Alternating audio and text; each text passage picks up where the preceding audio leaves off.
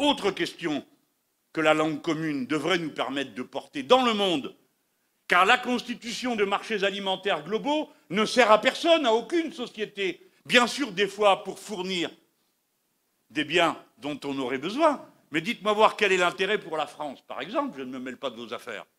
Je vous propose de vous mêler des miennes.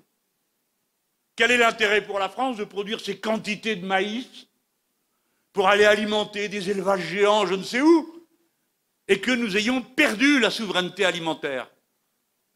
La France importe 80% des fruits et des légumes qu'elle consomme. Qu'est-ce que c'est que cette société qui ne sait même plus faire ça?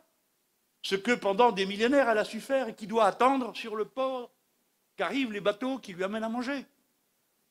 Eh bien, la méthode que vous avez employée, qui vous a permis en 4 ans de redevenir souverain. Aujourd'hui, vous avez d'autres problèmes, je les connais, c'est les mêmes que nous.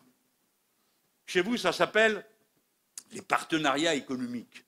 C'est une invention de l'Union européenne, qui est une puissance impérialiste néolibérale extrêmement agressive, qui non seulement impose à tous ceux qui composent l'Union des pratiques aberrantes, dont nous venons avec la crise sanitaire de découvrir toute l'étendue,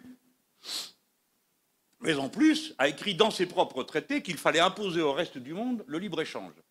Si bien qu'aux anciens accords de Lomé se sont substitués les APE. Alors le Burkina a refusé de les signer, il a bien fait. Mais comme il est membre d'une association d'États dans laquelle 2 autres l'ont fait, c'est là toute la ruse de l'Organisation mondiale du commerce, c'est là toute la ruse des libéraux, eh bien les 2 qu'on signé servent de hub pour tous les autres. Tant et si bien que le résultat à la fin est le même, aggravé des profits qui ont été faits en route par les intermédiaires. Tout ça n'a aucun sens, du point de vue de l'activité humaine, du point de vue d'une certaine rationalité commerciale, pourquoi pas, mais du point de vue de ce qu'un peuple peut tirer de son propre savoir, on voit bien que ça n'a pas de sens. La souveraineté alimentaire est donc en quelque sorte la pierre d'attache de toute une série de questions qui concernent la santé, qui concernent le droit des gens à vivre là où ils sont, et qui n'ont pas envie de s'en aller, contrairement à ce que croient les racistes et les xénophobes de mon pays. Il n'y a pas d'assemblée de village pour comparer le droit social et les avantages sociaux des différents pays d'Europe avant de décider de migrer. Non. Les gens s'en vont parce qu'ils n'ont pas le choix, parce que c'est le seul moyen dont ils disposent parfois pour assurer la survie des gens qu'ils aiment et des familles auxquelles ils se dévouent. Et comme cette perspective est oubliée, on en oublie la cause essentielle. Ici, nous sommes dans un pays dont 80% de la population vit de l'agriculture. C'est donc un pays où on comprend plus vite et mieux que n'importe où ailleurs à quel point l'ouverture sur le marché mondial signifie la destruction de toute l'agriculture locale. Eh bien, je voudrais qu'on entende la parole burkinabé jusqu'en France pour qu'ils comprennent ce qui leur pend au nez et qu'ils ont vu pendant la période de la crise sanitaire. Mesdames, Messieurs, que se passait-il? On avait planté des asperges, il fallait que quelqu'un les ramasse. C'était en Allemagne, ce n'était pas les Allemands qui ramassent les asperges.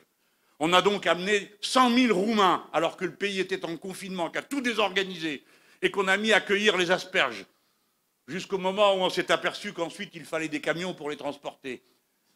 Et que dans ces camions, il fallait qu'on ait des pots en verre pour mettre les asperges. Et que sur les pots en verre, il fallait mettre des étiquettes. C'est-à-dire que la chaîne d'interdépendance pour amener jusque sur la table de quelqu'un une pauvre boîte d'asperges était tellement longue qu'à la fin, personne ne mange d'asperges, parce que soit il manque le verre, soit il manque l'étiquette, soit il manque le gars pour ramasser, soit il manque le camion, soit il manque l'essence. Bref, plus les chaînes d'interdépendance s'allongent, plus sont fragilisées nos sociétés. 90% du commerce mondial passe par la mer. Un bateau dans le canal de Suez bloque tout, il n'y a plus rien pour personne. Etc., etc.